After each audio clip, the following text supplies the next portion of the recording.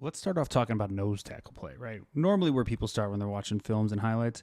But watch Ty Hamilton here right in the middle of the play. Just a simple run play, bam.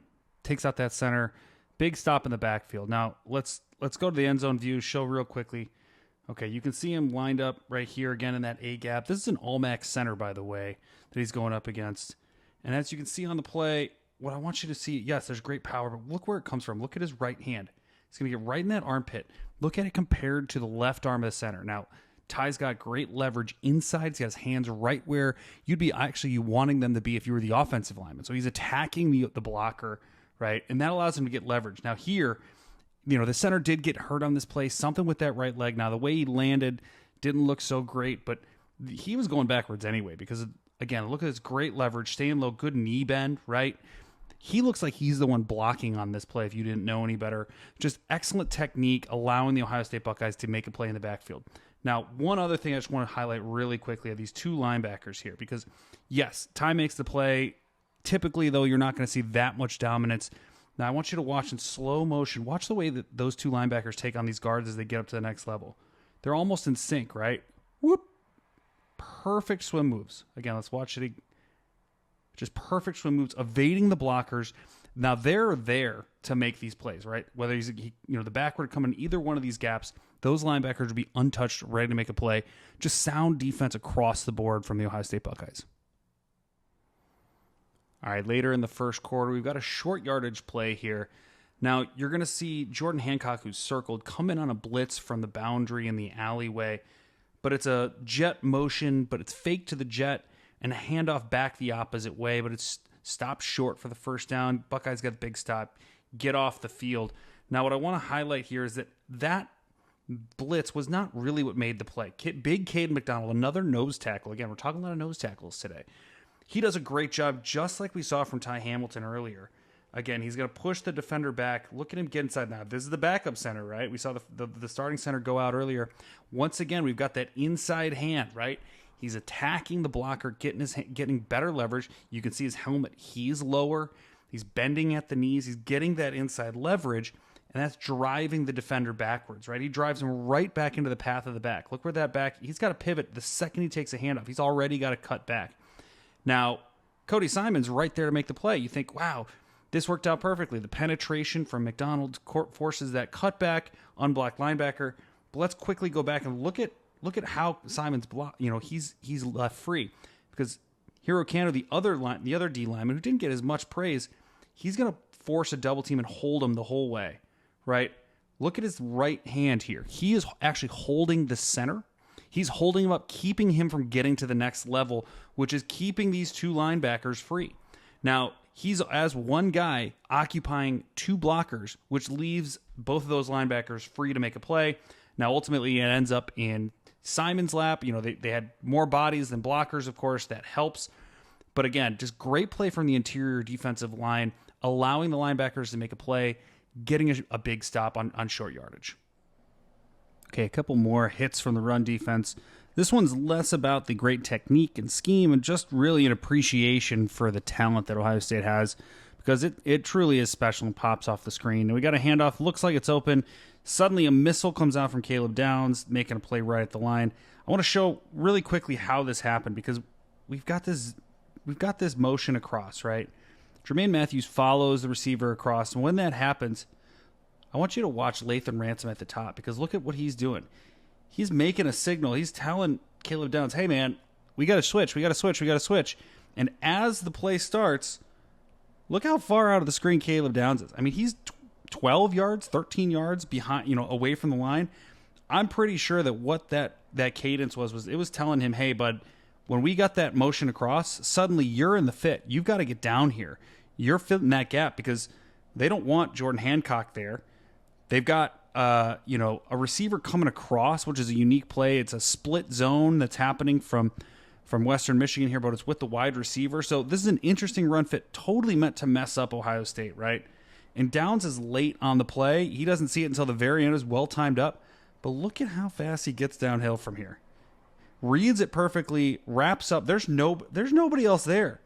If he doesn't make this play, there's nobody else there. So truly just a special player. I don't know if he's gotten the love quite yet that he deserves, but This really popped off the screen to me. All right, last run clip. We could show dozens from this game against Western Michigan. It was really just impressive work from this Buckeye defense. We've got a bit of a read option here. It's actually a lead play, a split zone, and it just gets blown up in the backfield. Now, I want to show why really quickly. You can see Caleb Downs. It's on a blitz. He's going to come around the edge. Everybody else in the secondary is just manned up. This is a straight man blitz, right? Down at the bottom, we've got somebody. These guys are manned up. Ransom's in center field. This is pretty simple. This is not an exotic play call. But there comes Caleb Downs. It's untouched. It's split zone, meaning this tight end's coming across to block, and we'll talk about that in a second, which means there's nobody there to fit up against Caleb Downs. It's just not really well picked up by Western Michigan, but look how quickly he's there to make a play. Now, the other guy, you're noticing, wait a second, 44 is also in the backfield. And what he's on is he's on what's called a charge call. Now, a lot of times, these defensive ends, they look like they're getting read in the Buckeye defense, and they are, right? It's easier to read them than block them is what a lot of offenses say. So what they've coached, these guys on is if it looks like, hey, there's a run play that might be coming towards you, or you might be unblocked, and look at the gap again between the tackle and JT. He's on what's a charge call, which means I'm coming straight for the quarterback. I'm not waiting. I'm not reading. I'm not trying to see, hey, where does the ball go? It's just a flat out blitz to the quarterback, and he gets there quickly. Watch, there's nobody there to make a play on him, and as soon as the handoff comes, he's there to make a play. Now, there's one other aspect I want to show here because, as we said, this is a split zone. Now, he's not getting, JT's not getting blocked on this play, not because he's getting read. He's not the guy getting read here. This tight end's supposed to come across and kick him out in the split zone. He does not. Why is that? Because 73 gets absolutely blasted backwards. Once again, you have a Buckeye defensive tackle getting lower, getting his hands inside, just standing that left tackle straight up. This is great leverage, winning technique. And again, if this tackle does not get stood up, the tight end might get there. But he's got his hands in the back of the tackle. JT's able to get around and make a play. Obviously, Caleb Downs is there. Heck, we've even got an unblocked linebacker just sitting back, waiting to see what happens. I mean, this is just run game dominance. You love to see it from Ohio State. This is what was lacking, a few years ago.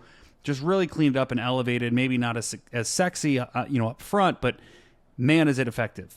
We saw some success against the run. I want to show some success against the pass that Ohio State had. We saw a little bit more blitz this week from Jim Knowles. Now, this was a third and medium. We see blitzes coming from those linebackers up the middle. Big stop, get off the field on third down. What I quickly want to highlight is the way that this was meant to design pressure. Now, you can see that we've got two linemen that are each to the same side. That's kind of a unique lineup or alignment you see from the defensive line, but that's on purpose because Jim Knowles is making this offensive line get into what they call a half slide.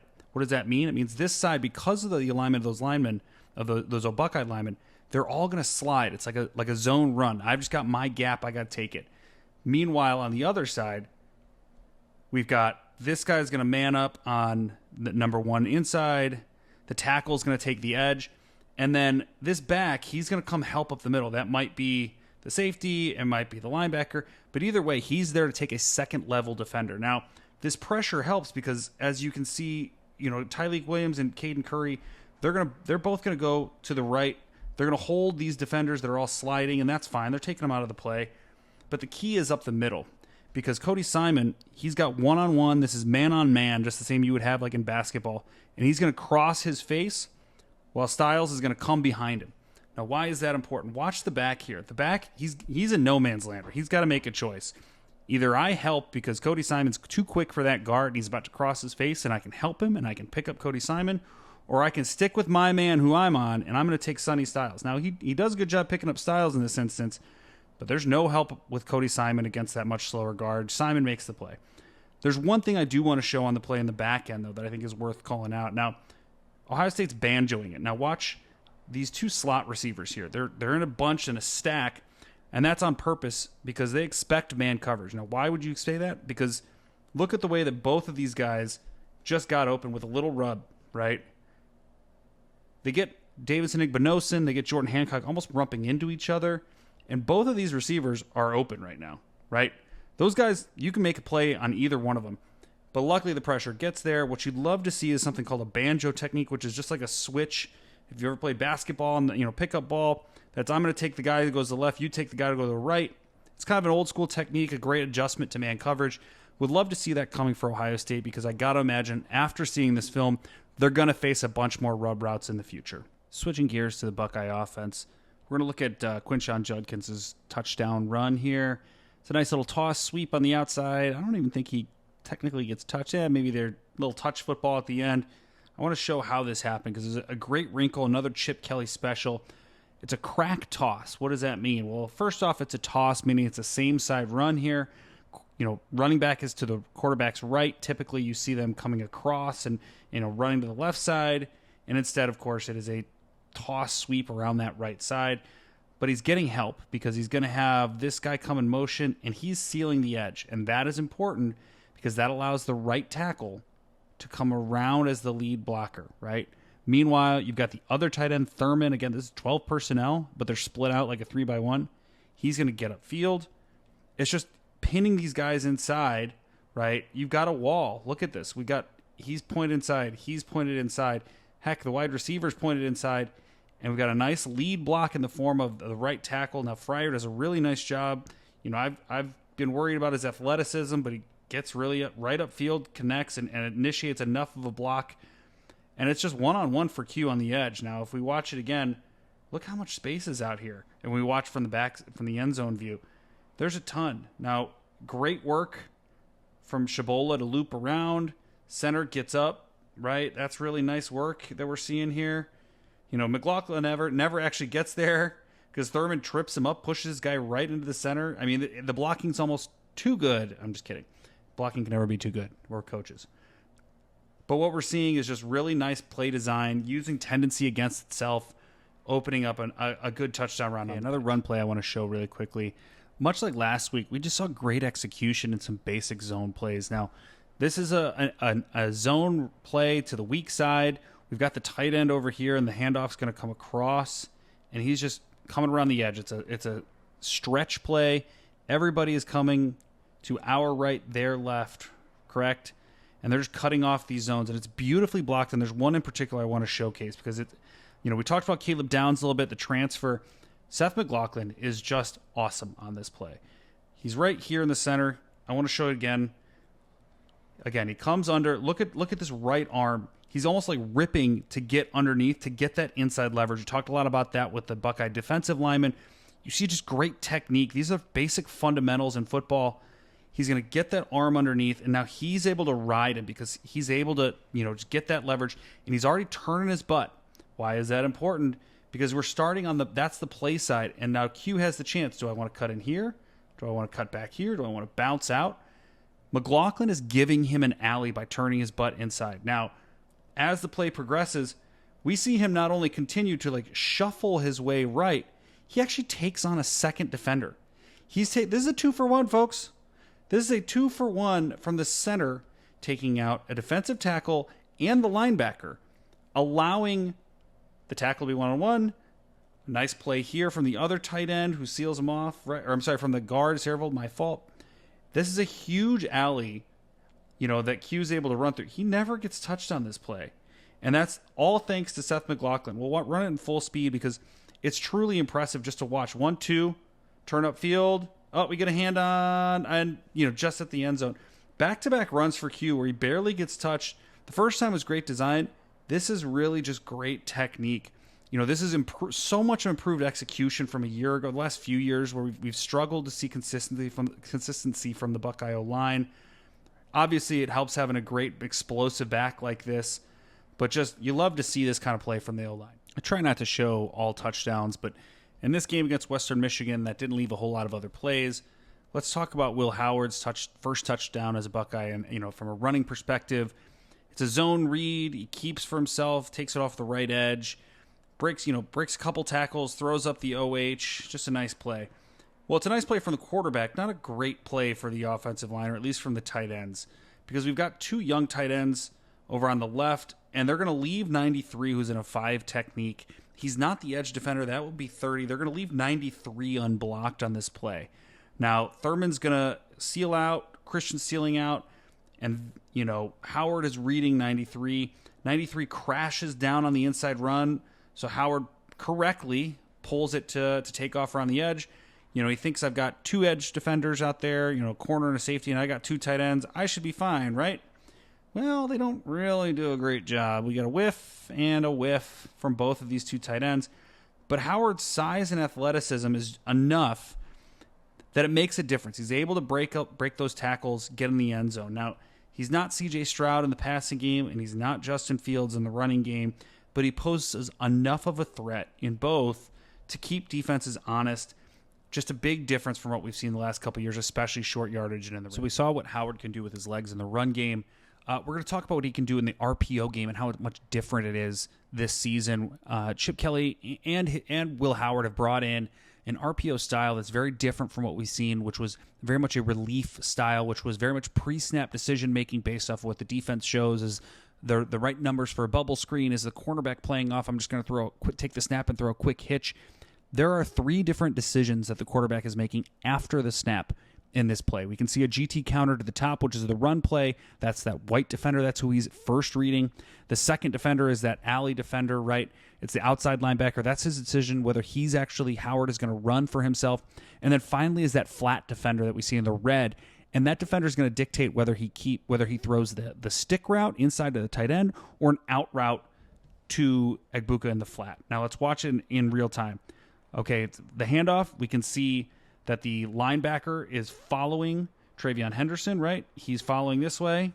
Okay, so Howard properly takes the ball for himself, comes outside. Next read. What's that outside linebacker doing? Well, the outside linebacker is going to start coming upfield, which means I gotta look to throw because I'm going to get whacked if I take off for myself. And then that leaves this guy. Who's he going to close on, right? You can see already he's looking more at Thurman, which leaves Egbuka wide open for an easy throw. Now, again, that's 3 decisions in the span of just a couple seconds. We'll watch it in real time so you can just really see how many. 1, 2, 3. Get rid of the ball out. It happens so fast, and yet there's so much decision-making happening on the fly. Just such a difference with Will Howard in command of this offense. All right, last one for this week. It's another RPO with multiple decisions for Howard. This is Jeremiah Smith's first touchdown. A great run and catch, but I want to show how this one was set up. Much like the last play we saw where there are multiple decisions happening after the snap, Howard's got a lot on his plate here for what is a pretty simple play that turned out pretty well. Now we can see that Carnell Tate's actually going to line up from a bunch in the left, a 3-receiver bunch with a tight end. He's going to motion across the formation, and as we see that, he's actually going to run into what we call a curl flat concept. Hank, a lot of people call it, where Howard's reading that cornerback to make the decision. And a very simple, is that flat defender taking the flat route or is he staying on the curl? Very simple decision. But before that, we're looking at that outside linebacker, that will spot to see, does he stay home to cover or to defend that split zone run, that handoff going the opposite direction. As the ball is snapped, we can see that outside linebacker steps up to play the run, which allows Howard a very easy decision. Now, right away, he is in position to make that play. He's looking at that defender. Now, that defender is playing with such width, he's starting to widen out, right? You can see him widening out, which leaves Smith with plenty of cushion underneath him. Now, you want to take the downfield guy if you can get it. It's a much easier throw because it's a stationary target. You just put it right on that 4, and that's exactly what Will Howard does. Puts that corner in conflict again. Watch him widen out. We're going to watch him in slow motion.